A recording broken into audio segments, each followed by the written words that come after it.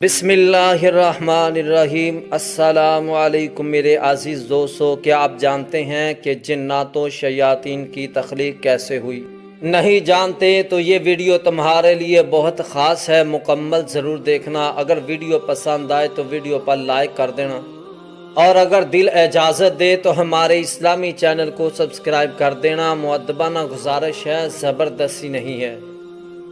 معزز سامعین کرام، میں یہ ویڈیو شیخ عبدالقادر جیلانی رحمۃ اللہ علیہ کی کتاب غنیۃ الطالبین کے حوالے سے بنا رہا ہوں۔ میرے بھائیو، اللہ رب العزت نے تمام مخلوقات کو پیدا کیا۔ ان تمام مخلوقات میں سے دو مخلوق بہت زیادہ مشہور و معروف ہیں، ایک انسان اور دوسری مخلوق جنات و شیاطین ہیں۔ ان دونوں کا آپس میں بہت زیادہ گہرا تعلق ہے۔ اللہ رب العزت نے ان دونوں کو مکلف بنایا، یعنی قیامت کے دن ان دونوں کا حساب و کتاب لیا جائے گا اور جنت دوزخ کا فیصلہ کیا جائے گا۔ اب سوال یہ پیدا ہوتا ہے کہ شیطانوں کی ابتدا کیسے ہوئی؟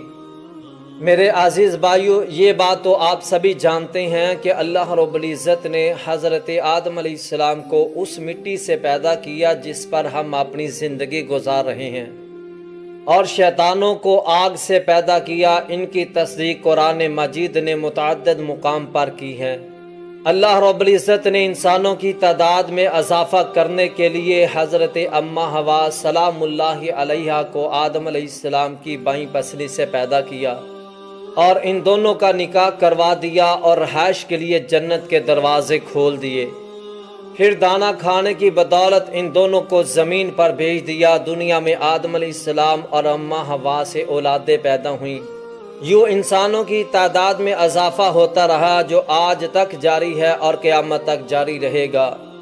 جب اللہ رب العزت نے تمام فرشتوں اور اسی جن ابلیس کو آدم علیہ السلام کو سجدہ کرنے کا حکم دیا تو شیطان نے سجدہ کرنے سے انکار کر دیا، جس کی بدولت اللہ تعالیٰ نے ابلیس کو مردود و مرجوم بنا دیا اور لعنت کا طوق اس کے گلے میں ڈال دیا۔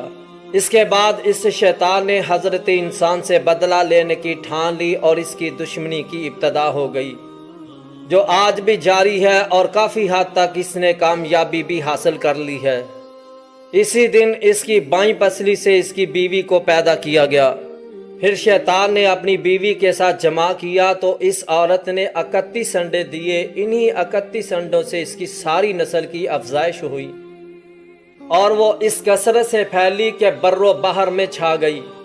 یہاں تک کہا گیا کہ ہر انڈے سے 10,000 ہزار شیاطین نر اور مادہ پیدا ہوئے، جنہوں نے تمام پہاڑوں، جزیروں، ویرانوں، جنگلوں، دریاؤں، ریگستانوں، بیابانوں، چشموں، چراہوں، حماموں، لٹرینوں، جنگ و جدل کے میدانوں، قبرستانوں، گھروں، کوٹھیوں اور دیہاتوں کے خیموں، غرض یہ کہ تمام جگہوں کو بھر دیا۔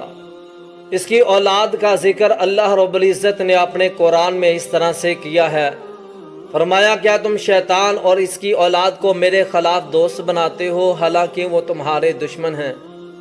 ظالموں کے لیے کس قدر بدترین بدلہ ہے۔ یہ آیت سورۃ الکہف کی ہے۔ میرے عزیز بھائیو، یہ شیاطین مسلمانوں پر اس طرح سے مسلط ہو گئے۔ بہقی کی روایت ہے، میرے پاک پیغمبر علیہ السلام نے فرمایا، وضو پر ایک شیطان مقرر ہے جس کا نام ولہان ہے، جو نماز کی صفوں میں بکری کا بچہ بن کر داخل ہوتا ہے۔ اس کے کان اور دمیں نہیں ہوتی، اس کو نقد کہتے ہیں۔ اور جو شیطان قرات اور نماز میں خلل ڈالتا ہے، اس کا نام خنزب ہے۔ حضور علیہ السلام نے فرمایا، اگر نماز میں خیالات و وصف سے آ رہے ہوں تو بائیں طرف تھوڑا سا منہ کر کے اعوذ باللہ من الشیطان الرجیم پڑھ کر 3 مرتبہ تھونک دے۔